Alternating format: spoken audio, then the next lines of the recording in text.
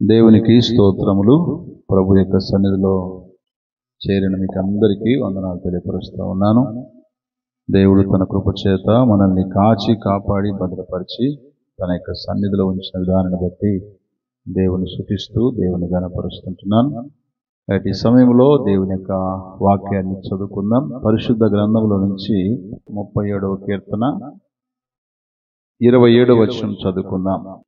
కీడు చేయటం మాని మేలు చేయము, అప్పుడు నీవు నిత్యము నిలుచుదు. చదువుకున్న ఈ వాక్య భాగంలో చదువుతున్నప్పుడు మనకు అర్థమవుతున్న మాట ఏంటంటే, కీడు చేయడం మాని మేలు చేయండి అంటున్నాడు. సాధారణంగా లోకంలో మనం గమనిస్తే చాలా మట్టుకు మనుషులు కీడు చేసేవారే ఉన్నారు తప్ప మేలు చేసేవారు చాలా తక్కువ. ఒకవేళ మేలు చేసేవారు ఎవరైనా ఉన్నారంటే వారు దేవుని పిల్లలై ఉంటారు. అందులో కూడా నిజమైనటువంటి దేవుని పిల్లలు, నిజమైన భక్తి కలిగి నిజమైన దైవ భయముతో ఉన్నవారు మాత్రమే మేలు చేసేవారిగా మనకు కనబడుతూ ఉంటారు. మంచిది. అయితే లోకంలో మనకు మేలు చేయవారు ఉన్నారంటే లోకంలో కూడా కొందరు ఉన్నారు మేలు చేసేవారు. వారు ఎవరికి కీడు చేయరు, కానీ మేలు చేస్తారు. కానీ దేవుని పిల్లలను చెప్పుకునేవారు కూడా ఎవరికి మేలు చేయరు, కీడు చేస్తూ ఉంటారు కూడా. ఒక వ్యక్తి ఎన్ని రకాలుగా ఒక ఎదుటి వ్యక్తులకు కీడు చేస్తాడు అంటే, మాటల వలన కీడు చేస్తారు. అనగా దూషించడం ద్వారా, ద్వేషించడం ద్వారా, సాడీలు చెప్పడం ద్వారా, అబద్ధాలు ఆడుట వలన, లేదా ఇతరుల గురించి వ్యర్థంగా మాట్లాడుకున్నట ద్వారా, ఇద్దరి మధ్యలో ఉన్నటువంటి స్నేహాన్ని విడగొట్టడం ద్వారా, ఇలా ఎన్నో రకరకాలుగా మానవుడు ఏం చేస్తూ ఉన్నాడు, కీడు చేస్తూ ఉన్నాడు. అంతెందుకు పరిశుద్ధ గ్రంథంలోకి మనం వస్తే, సొంత సహోదరుడైనటువంటి హేబేలును కయ్యను ఏం చేశాడు, చంపేశాడు. అంటే తను ఏం చేశాడు, కీడు చేశాడు. ఈనాడు చాలా మంది కీడుకు ప్రతికీడు చేస్తూ ఉన్నారు. కీడు చేయడానికి ఎన్నో పన్నాగాలు పడుతూ ఉన్నారు. కానీ వాక్యం ఏమంటుందంటే, కీడు చేయటం మాని మేలు చేయము, అప్పుడు నీవు నిత్యము నిలుచుతావు. నీ కుటుంబం నిలబడుతుంది, నీ పేరు నిలబడుతుంది, నీవు నిత్యము దేవుని రాజ్యంలో ఉంటావు అనే సంగతిని దేవుని వాక్యం మనకు స్పష్టంగా మాట్లాడుతున్నాడు. ఇదే పరిశుద్ధ గ్రంథంలో మనం గమనిస్తే యేసు ప్రభు వారు శాస్త్రులతోనూ పరిచయులతోనూ ఒక ప్రశ్న వేశాడు. ఏంటి ఆ ప్రశ్న చూడండి. లూకా సువార్త 6వ అధ్యాయము 6వ వచనం నుంచి. మరి యొక్క విశ్రాంతి దినమున ఆయన సమాజ మందిరంలోనికి వెళ్ళి బోధించినప్పుడు అక్కడ ఊచ కుడి చేయగలవాడొకడు ఉండెను. శాస్త్రులను పరిచయులను ఆయన మీద నేరం మోపవలనని విశ్రాంతి దినమున స్వస్థపరచునేమో అని ఆయనను కనిపెట్టుచుండిరి. అయితే ఆయన వారి ఆలోచన ఎరిగి, ఊచ చేయగలవానితో నీవు లేచి మధ్యను నిలువమని చెప్పగా వాడు లేచి నిలిచెను. అప్పుడు యేసు, విశ్రాంతి దినమున మేలు చేయుట ధర్మమా, కీడు చేయుట ధర్మమా, ప్రాణరక్షణ ధర్మమా, ప్రాణహత్య ధర్మమా అని మిమ్మల్ని అడుగుచున్నానని వారితో చెప్పి, వారినందరినీ చుట్టూ కలయజూసి నీ చెయ్యి చాపమని వానితో చెప్పెను. వాడు అలాగూ చేయగానే వాని చెయ్యి బాగుపడెను. ప్రియులారా, ఇక్కడ చదువుకునే వాక్య భాగంలో ఊచ చేయగలవాడు అంటే సాధారణంగా ఎలా ఉండాలో అలాంటి స్థితిలో లేకున్నటువంటి చేతులు కలిగిన వాడు. ఈ ఊచ చేయగలిగినటువంటి కుడి చేయగలిగిన వాడంట. ఈ చెయ్యి కూడా, ఈ కుడి చెయ్యి ఊచ చేయగలిగిన వాడు. ఆ వ్యక్తిని ప్రభువు బాగు చేయడానికి ఇష్టపడుతుంటే శాస్త్రులు పరిచయులు ఏం చేస్తున్నారంట, ప్రభు ఒకవేళ అతన్ని బాగు చేస్తాడేమో, అతని మీద నేరం వేద్దామని వారు కనిపెడుతున్నారు. అంటే ఒక మాట చెప్పాలంటే, ప్రభు చేసిన కార్యానికి అడ్డంగా తిరిగి ప్రభువుకు వ్యతిరేకంగా మాట్లాడుతూ కీడు చేయడానికి ప్రయత్నం చేశారు. అందుకే ప్రభు అన్నాడు, వారందరూ చూస్తుండగా మధ్యలో నిలబెట్టి ఇలా అన్నాడు, విశ్రాంతి దినమున మేలు చేయుట ధర్మమా, కీడు చేయుట ధర్మమా. ఒకవేళ సాధారణంగా ఎవరైనా అడగండి, చిన్నపిల్లల్ని అడగండి, పెద్దలను అడగండి, దేవుని నమ్ముకున్నా అడగండి, నమ్ముకోకపోయినా అడగండి, ఒక వ్యక్తి జీవితంలో మేలు చేయటం ధర్మమా, కీడు చేయటం ధర్మమా అంటే ఏం చెప్తారు? తప్పకుండా మనకు తెలిసిన సిద్ధాంతం ఏంటి, మేలు చేయటమే ధర్మం అంటారు. ప్రాణరక్షణ ధర్మమా, ప్రాణహత్య ధర్మం అంటే ఏమంటారు? ప్రాణరక్షణే ధర్మం అంటారు. కాబట్టి ప్రియులారా, ధర్మాన్ని, మేలును కీడుగా భావించి, తప్పుగా భావించి శాస్త్రులు పరిచయులు ఎప్పుడు కూడా యేసు ప్రభు వారిని ప్రశ్నించటానికి, యేసు ప్రభు వారి పైన నిందలు వేయటానికి ఆలోచన కలిగి ఉన్నారు గనుక వారి ఆలోచన ఎరిగి ఉన్నారు. అంటే ఒక వ్యక్తి జీవితంలో ఆలోచనల ద్వారా కూడా ఏం చేస్తారు? ఎదుటి వారికి కీడు చేస్తారు. అందుకని వాక్యం రాయబడింది, కీడు చేయువారు నిర్మూలమగుదురని రాయబడింది. కీడు చేసేవారు ఏం చేస్తారంట? నిర్మూలమైపోతారంట. మేలు చేసేవారు మాత్రము నిత్యము నిలిచి ఉంటారంట. నిత్యం నిలవడము కావాలా, నిర్మూలము కావడం కావాలా, అది మన మీద ఆధారపడి ఉంది. నీవు నీ కుటుంబము నిత్యము నిలబడాలి అని అంటే, నిత్యము మరొక జ్ఞాపకంలోకి రావాలంటే, నిత్యము నిన్ను గురించి ఇతరులు మాట్లాడుకుంటూ ఉండాలంటే, నిత్యము నీ యొక్క సంభాషణ ఇతరులు వినాలి అని అంటే, తప్పకుండా నువ్వు చేయవలసిన పని ఏంటి? మేలు చేయడం నేర్చుకోవాలి. మేలు అనేది చేయలేకపోతే ప్రియులారా, మనం చేసే పని నెక్స్ట్ ఏంటి? కీడు చేయటమే. మేలు చేయలేని వాడు కీడు చేస్తాడు, కీడు చేసేవాడు ఎన్నటికీ మేలు చేయడు. ఈ విషయాన్ని మనం బాగా గుర్తుపెట్టుకున్నాం. దావీదు భక్తుని చంపడానికి ఎన్నోసార్లు కీడు చేయడానికి ప్రయత్నించి చివరికి సౌలేమైపోయాడు? నిర్మూలమైపోయాడు. తన కుమారుడు చనిపోయాడు. తన కుటుంబం అంతకంతకు నీరసిల్లిందని వాక్యం సెలవిస్తుంది. కాబట్టి ప్రియులారా, ఎన్నోసార్లు మనం ప్రార్థన చేస్తున్నాం, ప్రభువా నీవు నాకు మేలు చేయి ప్రభువా, నా కుటుంబానికి మేలు చేయి ప్రభువా, నా పిల్లలకు మేలు చేయి ప్రభువా, మా సంఘానికి మేలు చేయి ప్రభువా, మా విశ్వాసులకు మేలు చేయి ప్రభువా, మా సేవకునికి మేలు చేయి ప్రభువా అని ఎన్నిసార్లు ప్రార్థన చేసి ఉంటావు? మంచిదే. అన్నిసార్లు ప్రార్థన చేసిన నీ జీవితంలో మేలు చేస్తున్నావా, కీడు చేస్తున్నావా, దీని మీద ఆధారపడి ఉంటుంది. నువ్వు ఒకవైపున కీడు చేస్తూ మరొక వైపున మేలును కోరుకుంటే అది ఎంత మాత్రము దేవుని ద్వారా మనం పొందుకోలేం ప్రియులారా. ఎవరి కోసమైనా ప్రార్థన చేసినా, ఎవరికైనా మేలు జరగాలని ఆశించినా సరే, వారి జీవితాల మేలు నువ్వు బ్రతుకున్నంత కాలం చూడలేవు. కారణం ఏంటంటే నీ లోపల ఏ స్వభావం ఉంది? కీడు చేసే స్వభావము ఉన్నది. అందుకోసమే ప్రభు అయిన యేసయ్య ప్రతిసారి మేలే చేశాడు, కానీ ఎక్కడా ఎవరికి కీడు చేయలేదు. కానీ మేలు పొందుకున్న ప్రజలు ఏం చేశారు తెలుసా? ప్రాణహత్య ధర్మమా, ప్రాణరక్షణ ధర్మం అంటే ప్రాణహత్యే ధర్మము, మా మీద మా పిల్లల మీద ఆ శాపం ఉండునుగాక అని యేసు ప్రభు వారిని ఏం చేశారు?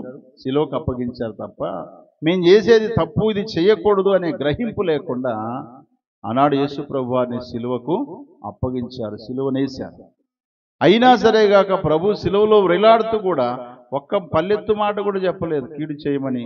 ఒకే మాట అన్నాడు ప్రభు, తండ్రి వీరేమి చేయించున్నారు, వీరెగరు కనుక వీరిని క్షమించమన్నాడు. ఒక వ్యక్తిని మనం క్షమిస్తే అది మేలు చేయటం తెలుసా? ఒక వ్యక్తిని క్షమించకుండా వారిని మన హృదయ అంతరంగంలో పెట్టుకొని వాళ్ళ గురించి పొద్దస్తమానం మాట్లాడుతూ టైం వేస్ట్ చేసుకుంటూ వారి గురించి ఇతరులకు చెడ్డగా చెబుతున్నంత కాలము ఒక వ్యక్తికి మనం ఏం చేస్తున్నట్టు? కీడు చేసిన వారమవుతాం. కాబట్టి వాక్యం వింటున్న నా జీవితాల్లో మేలు చేస్తున్నామా లేక కీడు చేస్తున్నామా? ఒక వ్యక్తి మనకు ఎదురుపడినప్పుడు మాట్లాడకుండా మొహం తిప్పుకున్నామంటే కూడా అది కీడు చేసినట్టే. ఎంతటి కీడంటే కత్తితో పొడిచినంత కీడది.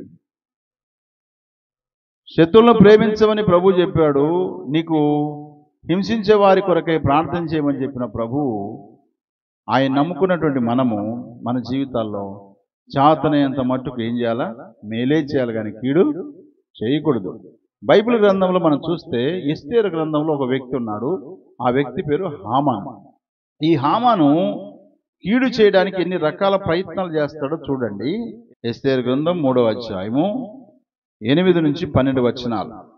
అంతటా హామాను అహష్వేరోషుతో చెప్పినదేమనగా, మీ రాజ్య సంస్థానం అన్నిటి యందుండు జనులలో ఒక జాతి వారు చెదరి ఉన్నారు, వారి విధులు సకల జనుల విధులకు వేరుగా ఉన్నవి, వారు రాజు యొక్క ఆజ్ఞలను గైకొని వారు కారు కాబట్టి వారిని ఉండనిచ్చుట రాజునకు ప్రయోజనకరము కాదు. రాజునకు సమ్మతి అయితే వారు హతము చేయబడినట్లు నేను ఆ పని చేయు వారికి 20,000 మనుగుల వెండిని రాజు యొక్క ఖజానాలో ఉంచుటకు తూచి అప్పగించబడినట్లు చట్టము పుట్టించుమనగా, రాజు తన చేతి ఉంగరము తీసి దానిని హమ్మోదాత కుమారుడైన అగాగీడగు హామానుకు ఇచ్చి, ఆ వెండి నీకు ఇయ్యబడి ఉన్నది, నీ దృష్టికి ఏది అనుకూలమో అది చేయనట్లు నీ దృష్టికి ఏది అనుకూలమో అది ఆ జనులకు చేయనట్లుగా వారును నీకు అప్పగింపబడి ఉన్నారు అని రాజు సెలవిచ్చాను. ఈ హామాను యూదులకు శత్రువు. మొదటి నెల 13వ దినమందు రాజు యొక్క లేఖికులు పిలువబడిరి. హామాను ఆజ్ఞాపించిన ప్రకారము అంతయు ఆయా సంస్థానాల మీద ఉంచబడిన రాజు యొక్క అధిపతులకును అధికారులకును ఆయా సంస్థానములోని జనముల మీద ఉంచబడిన అధికారులకును వారి వారి లిపిని బట్టి ఆయా జనముల భాషను బట్టి రాజైన అహశ్వేరోషు పేరట ఆ లేఖికుల చేత తాకీదులు రాయింపబడి రాజు ఉంగరము చేత ముద్రింపబడెను. పిల్లలు, ఇక్కడ ఒక జాతి పైన వివక్ష కలిగి ఒక జాతి పైన పగను పెట్టుకొని ఆ జాతి లేకుండా చేయాలని ఈ వ్యక్తి ప్రయత్నం చేస్తా ఉన్నాడు, పన్నాగబడుతా ఉన్నాడు.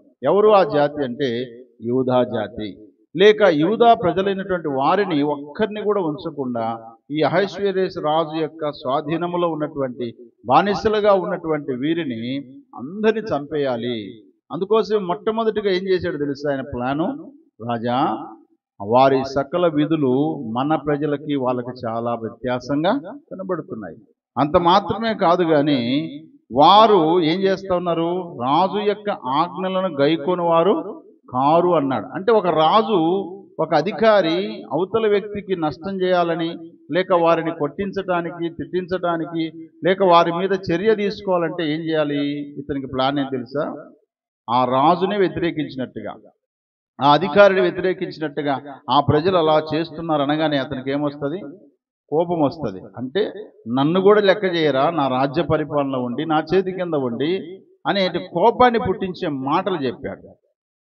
వాస్తవంగా రాజు మాటను వాళ్ళు ఎప్పుడు కాదనలేదు, వారు బానిసలుగానే ఉంటున్నారు. అయితే దేవుని భయభక్తుల్లో వారు కొనసాగుతున్నారు, వాళ్ళు ఉండవలసిన విధానంలో వారు కొనసాగుతున్నారు.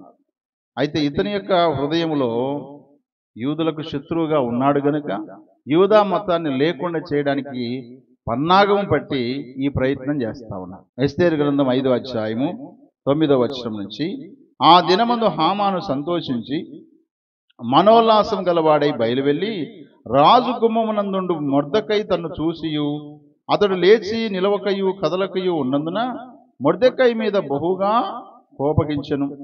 అయితే హామాను కోపం అణుచుకొని తన ఇంటికి పోయి తన స్నేహితులను తన భార్య అయిన జెరెషును పిలిపించి తనకు కలిగిన గొప్ప ఐశ్వర్యమును గూర్చియు చాలా మంది పిల్లలు తనకు ఉండుటను గూర్చియు రాజు తన్ను గనపరిచి రాజు కింద ఉండు అధిపతుల మీదను సేవకుల మీదను తన్ను ఎలాగూ పెద్దగా చేసినో దానిని గూర్చియు వారితో మాట్లాడెను.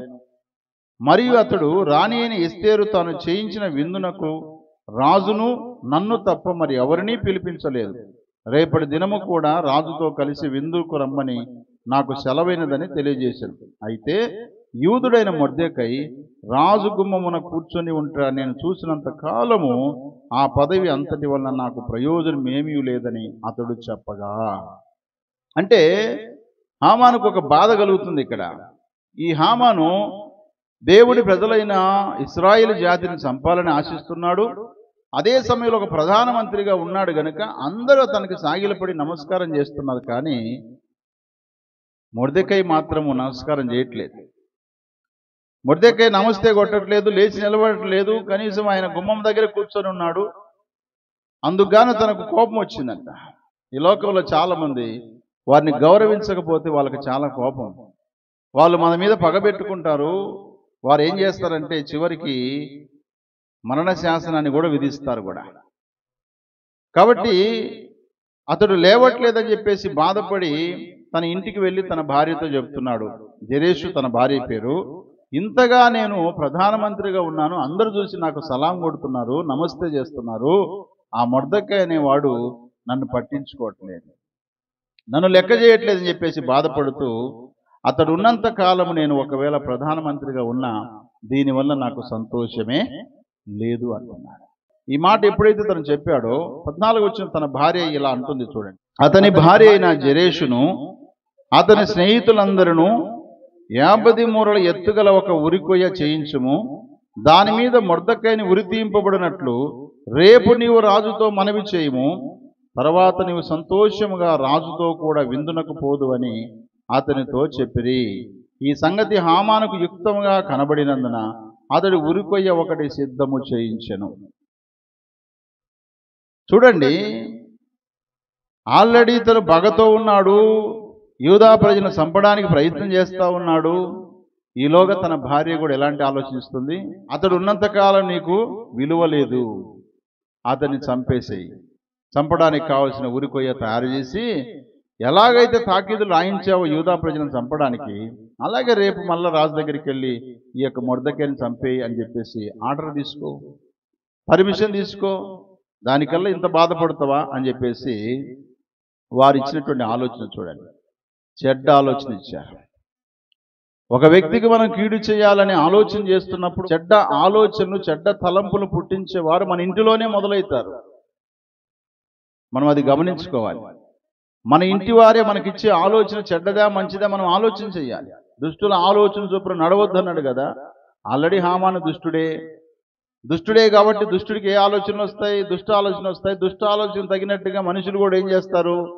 దుష్ట ఆలోచనలే వారికి తెలియపరుస్తూ ఉంటారు. కాబట్టి ఈ దుష్ట ఆలోచన ఇచ్చినప్పుడు సరే అని చెప్పేసి ఆయన ఒప్పుకున్నాడు. సరే అని చెప్పేసి ఉరికొయ్య తయారు చేశాడు. ఈ విషయాన్ని ఎస్తేరమ్మకు తెలిసింది.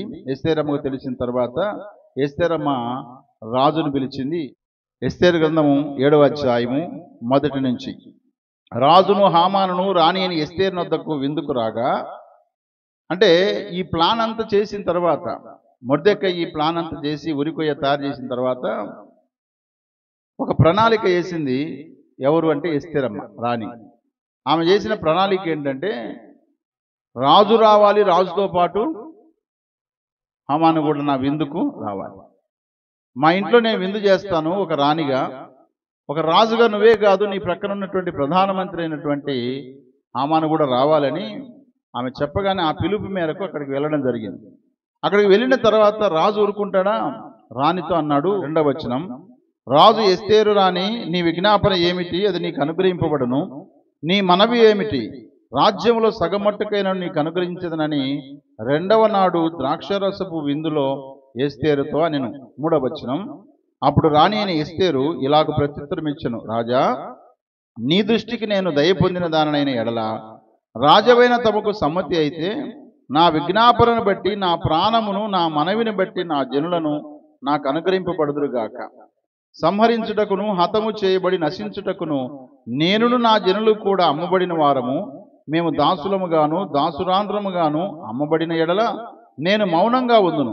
ఎలయనగా మా విరోధిని తప్పించుకున్నటకై మేము రాజవగు తమరిని శ్రమపరచుట యుక్తము కాదు. అందుకు రాజైన అహశ్వరేషు ఈ కార్యము చేయుటకు తన మనసు దృఢపరుచుకున్న వాడెవడు, వాడేడి అని రాణియకు ఎస్తేరును అడగగా, చూడండి, అంటే రాజు అంటున్నాడు నీ కోరిక ఏంటమ్మని అడిగినప్పుడు ఆమె చెబుతుంది, అయ్యా మేము దాసులుగా వచ్చామయ్యా, దాసురాలుగా వచ్చాము. అయితే ఇప్పుడు మాకు ప్రాణహాని ఉంది అంటే ఎవరు మీకు అంత ప్రాణహాని జరిగించేవాడు? ఎవడు వాడని రాజు కోపం వచ్చేసింది. ఎవరని అడిగిన వెంటనే ఎస్తేరమ్మ ఇలా చెప్పింది 6వ వచనంలో, మా విరోధియగు ఆ పగవాడు దుష్టుడైన ఈ హామానే అనెను. అంతటా హామాను రాజు ఎదుటను రాణి ఎదుటను భయాక్రాంతుడాయను. రాజు ఆగ్రహం పొంది ద్రాక్షరస విందును విడిచి నగరు వనమునకు పోయెను. అయితే రాజు తనకు ఏదో హాని చేయను ఉద్దేశించనని హామాను తెలుసుకొని రాణి అయిన ఎస్తేరు ఎదుట తన ప్రాణం కొరకు విన్నపము చేయుటకై నిలిచెను. ఇక్కడ చూడండి, ఏ జాతిని అయితే చంపాలనుకున్నాడో హామాను, అదే జాతిలో నుంచి ఎస్తేరమ్మ రాణి అయింది. ఆ రాణి అయినటువంటి ఎస్తేరు దగ్గర బ్రతిమలాడుతున్నాడు, అమ్మా రాజు కోపం వచ్చింది, వెళ్ళిపోయాడు, నన్ను చంపినా చంపుతాడు, దయచేసి నా గురించి ఒక్కసారి చెప్పమ్మా, ఇదొక్కసారి క్షమించమ్మా అన్నట్టుగా ఆమె దగ్గర నిలిచాడు.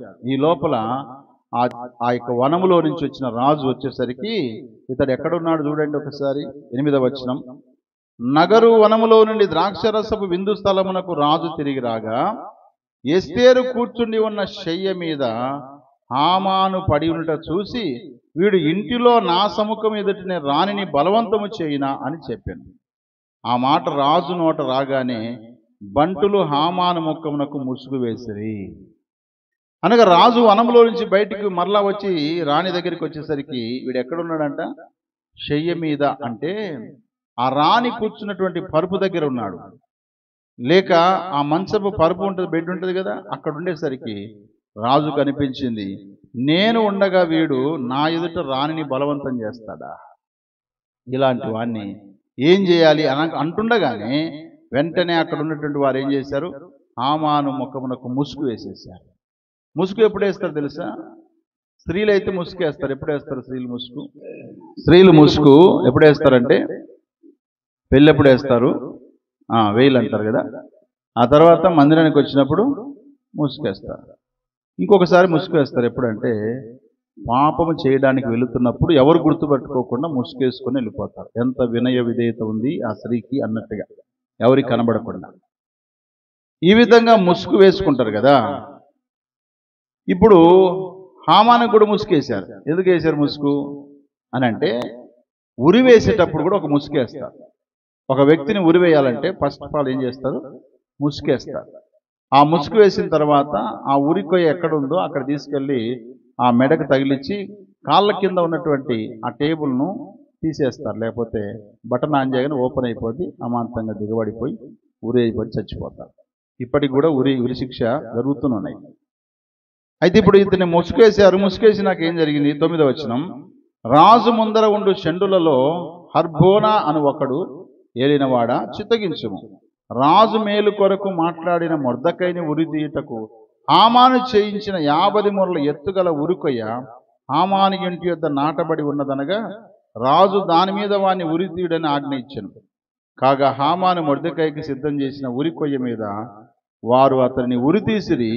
అప్పుడు రాజు యొక్క ఆగ్రహము చల్లారెను. ఉరివేయడానికి సిద్ధం చేసినటువంటి హామాను ఉరివేయబడ్డాడు. అందుకే కీడు చేయవాడికి మరలా కీడే ఉంది, మేలు చేసేవాడికి మరలా మేలే ఉంటుంది. అది బాగా గుర్తుపెట్టుకోవాలి మనం. ఒకవేళ మనం ఈరోజు మేలు చేస్తే వెంటనే మనకు మేలు రాకపోవచ్చు, కానీ కొంతకాలానికి తప్పకుండా మేలు వస్తుంది. కీడు కూడా సేమ్ అంతే. నువ్వు ఇప్పుడు కీడు చేస్తే వెంటనే నీకు కనబడకపోవచ్చు, కానీ కొంతకాలానికి అదే కీడు నీ మీదకి ఖచ్చితంగా వస్తుంది.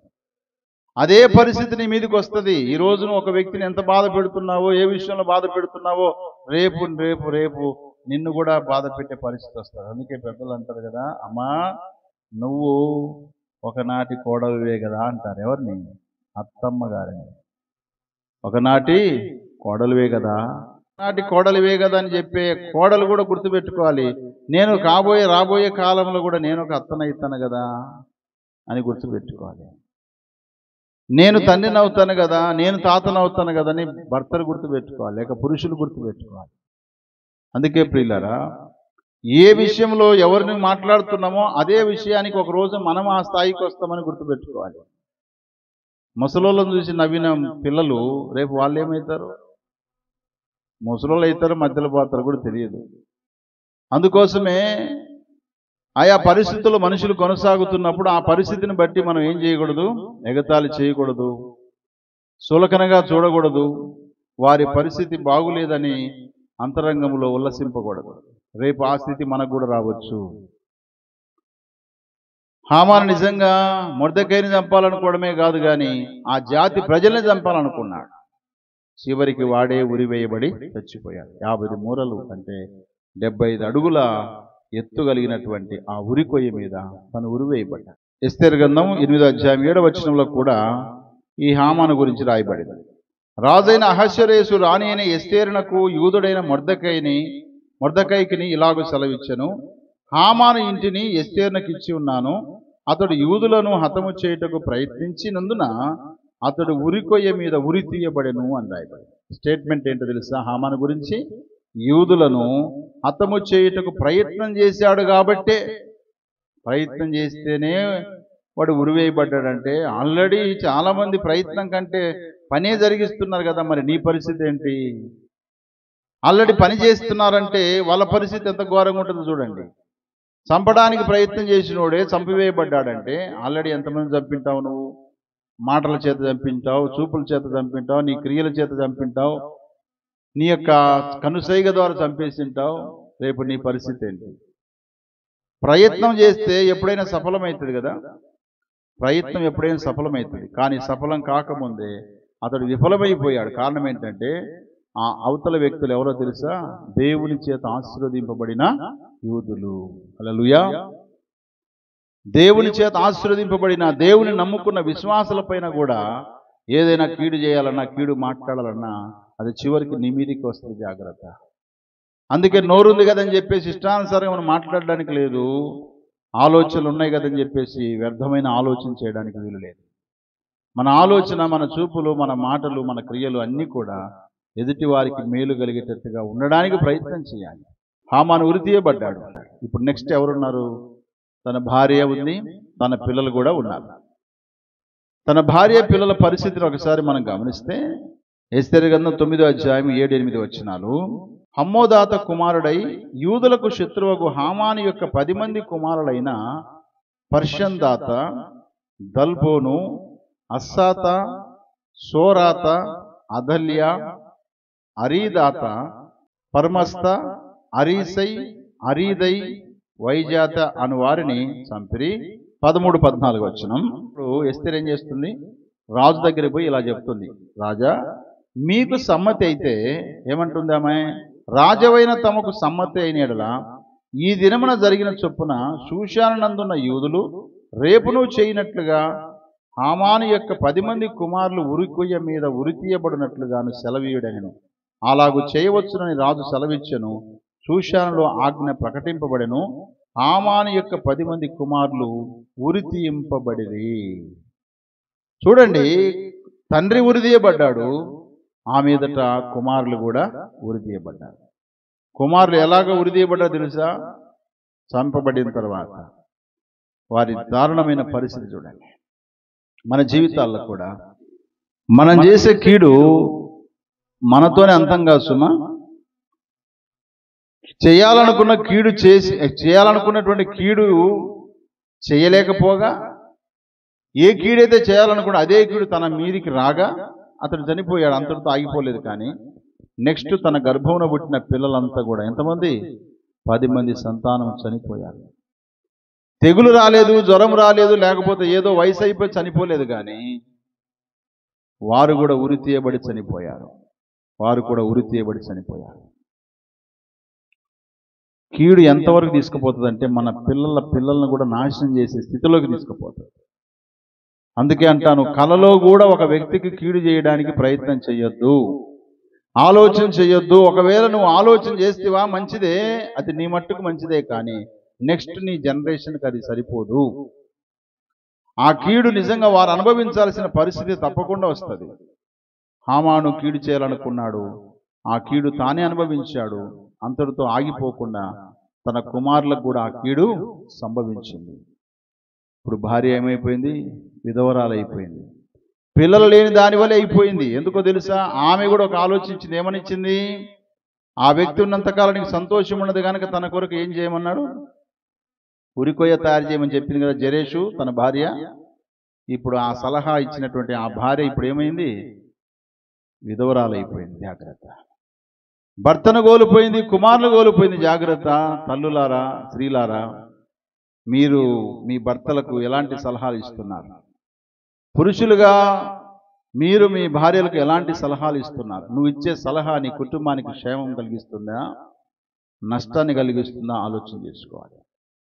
యెషయా గ్రంథం 1వ అధ్యాయం 17వ వచనంలో దేవుడు ఇలా సెలవిస్తా ఉన్నాడు, కీడు చేయట మానుడి, మేలు చేయ నేర్చుకొనుడి, న్యాయము జాగ్రత్తగా విచారించుడి, హింసింపబడు వారిని విడిపించుడి, తండ్రి లేని వారికి న్యాయము తీర్చుడి, విధవరాలి పక్షముగా వాదించండి అంటున్నారు. కీడు చేయటం మాని మేలు చేయడం నేర్చుకోవాలి. మేలు చేయడం నేర్చుకోవడం అనేది నిరంతరం నేర్చుకోవాలి. అది ఒకరోజు చేశాను మేలు, ఈరోజు కీడు చేశాను, ఈరోజు మేలు చేశాను, రేపు కీడు చేస్తానంటే కుదరదు సుమా. నిరంతరం నేర్చుకోవాలి. ఒక చదువైనా సరేగాక నేర్చుకోవాల్సిందే కదా. ఒక వయసు ఉంటుంది, చదువు నేర్చుకోవడానికి ఒక వయసు ఉంటుంది అంతే. కానీ మేలు చేయడం నేర్చుకోవడం అనేది లైఫ్ లాంగ్, జీవితాంతం కూడా మనం ఏం చేయాలి? మేలు చేయడము నేర్చుకోవాలి. మేలు చేయడం నేర్చుకోవాలి. కొంతమంది చాలా గమ్మత్తుగా ఉంటారు. పక్కన వారు ఏదైనా మంచి వంటలు చేసుకొని, వాళ్ళకు బిర్యానీ ఏమైనా చేసుకొని పక్కన వాళ్ళకి పెడితే నెక్స్ట్ టైం వాళ్ళు చేసినప్పుడు వీళ్ళు ఏం చేస్తారు, మళ్ళీ వాళ్ళకి పెడతారు. ఒకవేళ ఎప్పుడైనా సరే పచ్చడి చేసుకొని చిన్న పప్పు చేసుకొని అడిగితే పెట్టలేదనుకో, ఇంకా వాళ్ళ జీవిత కాలం ఏమవుతారు, వాళ్ళు మాటలు ఏమైపోతాయి, కట్ అయిపోతాయి. వాళ్ళని చూస్తే ఇలా కుదరదు, ఇలా చూస్తే వాళ్ళకు కుదరదు. దాన్ని ఏమంటారు చెప్పండి, ఏమంటారు? కీడ మేలంటారా? అంటే మనిషికి మేలు చేస్తేనే మేలు చేయాలని ఏం లేదు సుమా. మేలు చేసేవాడు ఎవరికైనా మేలు చేస్తాడు. మేలు చేసిన వారికి మేలు చేస్తాడు, మేలు చేయని వారికి మేలు చేస్తాడు. అందుకే దాని ప్రతిఫలాన్ని తప్పకుండా మనము పొందుకోగలుగుతాం. దేవుడు అంటున్నాడు, ఓ ఇశ్రాయేలు ప్రజలారా, మీరు కీడు చేయటం మానండి, మేలు చేయడం నేర్చుకోండి. మేలు చేయడం నేర్చుకోండి. మనం మేలు చేయడం నేర్చుకుంటే తప్పకుండా దేవుడు మనకు మేలు చేస్తాడు. 3వ యోహాను పత్రిక 1వ అధ్యాయము 11వ వచనంలో ఇలా రాయబడింది, మేలు చేయవాడు దేవుని సంబంధి, కీడు చేయవాడు దేవుని చూసిన వాడు కాడు అని రాయబడింది. 34వ కీర్తన 14వ వచనంలో ఇలా రాయబడింది, కీడు చేయుట మాని మేలు చేయము, సమాధానం వెతికి దాన్ని వెంటాడము అన్నాడు. కీడు చేయటం మాని మేలు చేస్తూ సమాధానం వెతకాలంట. కీడు చేస్తూ మేలుకు ప్రతిగా కీడు చేస్తూ నేను, నా పిల్లలు, నా కుటుంబం ఎప్పుడు సమాధానంగా ఉన్నట్టు కుదిరే పని కాదు అది. నీ చేతనేంత మట్టుకు, మన చేతనేంత మట్టుకు మేలు చేయడం మనం నేర్చుకుంటూ, ప్రభువా నా కుటుంబానికి, నా ఇరుగు పొరుగు వారికి, నా ప్రక్కన ఉన్న వారికి, లేక నా కుటుంబీకులకు, నా బంధువులకు, స్నేహితులకు సమాధానం దయచే ప్రభు అంటే తప్పకుండా సమాధానం ఇస్తాడు ఆయన. నీ జీవితంలో నీ తలంపులో కీడు చేయడం నేర్చుకుంటూ మేలు చేయడం మర్చిపోతూ సమాధానం కావాలంటే ఎక్కడి నుంచి వస్తుంది చెప్పండి? సమాధానం రాదు. 1 పేతురు పత్రిక 3వ అధ్యాయం 12వ వచనంలో ఇలా అన్నాడు, ప్రభువు కన్నులు నీతిమంతుల మీదను ఆయన చెవులు వారి ప్రార్థనల వైపునకు ఉన్నవి గాని ప్రభువు ముఖము కీడు చేయి వారికి విరోధంగా ఉందంట. దేవుని ముఖం ఎట్లుంటుందంట? కీడు చేసే వారికి విరోధంగా. అంటే ఒక వ్యక్తికి నువ్వు కీడు చేస్తున్నావంటే ఎవరికి విరోధి అవుతున్నావు? దేవునికి విరోధి అవుతున్నావు. మన జీవితాల్లో ప్రభు మనకు మేలు చేయాలంటే కీడు చేయటం మనం ఏం చేయాలా? మానుకోవాలి. 1 తెస్సలోనిక పత్రిక 5వ అధ్యాయం 22వ వచనం అంటాడు, ప్రతి విధమైన కీడునకు దూరంగా ఉండండి అంటాడు. కీడు ఎన్నో రకరకాలుగా కీడు చేయాల్సిన అవసరతలు వస్తాయి. కీడు చేయాల్సిన పరిస్థితులు మన కళ్ళ ఎదుట మనకు అర్థమవుతుంటాయి. కానీ ప్రతి విధమైన కీడునకు ఎట్లా ఉండాలంటే మనము దూరముగా ఉండాలి. కొన్నిసార్లు అంటారు కదా, దుష్టుని చూసి ఎట్లుండాలి, మనము దూరంగా ఉండాలంటారు. అందుకే కీడు కల్పించేది ఎవడంటే అపవాదైన సాతానుడే. కాబట్టి ఎదుటి వారికి కీడు చేయాలనే తలంపు ఒకవేళ కలిగిస్తుంటే అలాంటి వ్యక్తులకు మనం ఏం చేయాలి? ప్రతి విధమైన కీడునకు దూరంగా ఉండండి అంటాడు. ఇదే 1 తెస్సలోనిక పత్రిక 5వ అధ్యాయం 15వ వచనం అంటాడు, ఎవడునూ కీడునకు ప్రతి కీడు ఎవరికైనా చేయకుండా చూసుకొనండి, ఎల్లప్పుడూ మేలైన దానిని అనుసరించి నడుచుకోనండి అంటాడు. మేలైన దాన్ని అనుసరించి నడుచుకో. ఎల్లప్పుడూ అంటే బ్రతికినంత కాలము కీడు చేయటం మానేయాలి. కీడుకు ప్రతి కీడు ఎవరికి చేయొద్దు. మనం దావీదు భక్తునికి కీడు చేయాలని ఎంతోమంది ప్రయత్నం చేశారు, కానీ ఎవరికి తను కీడు చేయలేదు. కాబట్టి ప్రియులారా, ఈ విషయాలు మన మనసులో ఉంచుకుందాం. కీడు చేయవారు వారే కాదు, వారి కుటుంబం అంతా కూడా ఏమైపోతుంది? నిర్మూలమైపోతుంది. కనుక మన జీవితంలో హామాను గుర్తుపెట్టుకుందాం. దేవుని పిల్లలైన యూదులను, దేవుని పిల్లలైనటువంటి ఇశ్రాయేలును లేకపోతే యూదులను ఆయన నాశనం చేయాలని కోరుకున్నాడు. కీడు చేయడానికి పన్నాగం పట్టాడు. ఆ పన్నాగంలో లేక ఆ ప్రయత్నంలో తనే ఏమైపోయాడు? తనే దాన్ని అనుభవించాల్సిన పరిస్థితి వచ్చింది. ఏ ప్రయత్నం అయితే చేశాడో ఆ ప్రయత్నానికి గురి కావాల్సి వచ్చింది పరిస్థితి. కాబట్టి ఈరోజు వాక్యం విన్న నీ జీవితంలో బైబిల్ పట్టుకుంటున్నావు, పాటలు పాడుతున్నావు, ప్రార్థన చేస్తూ ఉన్నావు, భక్తులమని చెప్పుకుంటున్నాం, దేవుని కొరకు జీవిస్తున్న విశ్వాసిని అనుకుంటున్నావు, కానీ నీ అంతరంగపు ఆలోచనలో కూడా ఎవరికి కీడు చేయడానికి ఆలోచన చేయొద్దు. నా సమయం వచ్చినప్పుడు నీ కథ చూస్తా అని అన్నావంటే ఎవరో తెలుసా? హామా నేను. నీ సమయం వచ్చినప్పుడు కాదు, నీ సమయం వచ్చేంత వరకు నువ్వు చేయాలనుకున్న కీడు చేయాలన్న దానికంటే ముందు ఏమైపోతావు? చచ్చిపోతావు. జాగ్రత్త. హామాను లేఖ రాయించాడు. ఆ లేఖ అందరికీ తెలిసింది. ఈ లోపల టైం రానే వచ్చింది. ఆ లేఖ ముట్టిందో ముట్టలేదు, వెంటనే ఇక్కడ ఏమైంది? ఉరివేయబడ్డాడు. అందుకే కీడు తలపెట్టకు, కీడు చెయ్యకు. కీడు చేయాలనే ఆలోచన కూడా నీ హృదయంలోకి రాకుండా చూసుకోవాలి. అది ఎప్పుడైతే మనం చేసుకోగలుగుతామో తప్పకుండా దేవుడు మనకేం చేస్తాడు? సమాధానం దేవుడు ఇస్తాడు. కీడు చేయటం మాని మేలు చేయడం నేర్చుకున్నది, అప్పుడు మీకు సమాధానం ఇస్తానని దేవుని వాక్యం సెలవిస్తుంది. కీడు చేయటం మాని మేలు చేసినప్పుడు మనం నిత్యము నిలుస్తామని వాక్యం సెలవిస్తుంది. కాబట్టి ఈ భూలోకంలో మనం నిలవాలి, మరణించిన తర్వాత దేవుని రాజ్యంలో మనం నిత్యం ఉండాలి అంటే చేయవలసిన పని ఒక్కటే, కీడు చేయటం మాని మేలు చేయాలి. మేలుకు బదులుగా కీడు చేసి హామాను నశించిపోయాడు. హామాను యొక్క కుమారులు నశించిపోయారు, ఉరివేయబడ్డారు, మరణించారు. చివరికి తన భార్య విధవరాలైపోయింది. కాబట్టి ప్రియులరా, మన జీవితంలో ఎలా ఉన్నామో మనం పరీక్షించుకుందాం. ఒకవేళ మన ఆలోచనలో ఎక్కడైనా కీడు చేయాలని ఆలోచన కలిగి ఉంటే ఆలోచన విడిచిపెట్టుకుందాం, మేలు చేయడానికి నేర్చుకుందాం, ప్రభు సహాయం కోరుకుందాం. దేవుడు అలాంటి కృప మనకు సహాయం చేయనుగాక. ఆమేన్.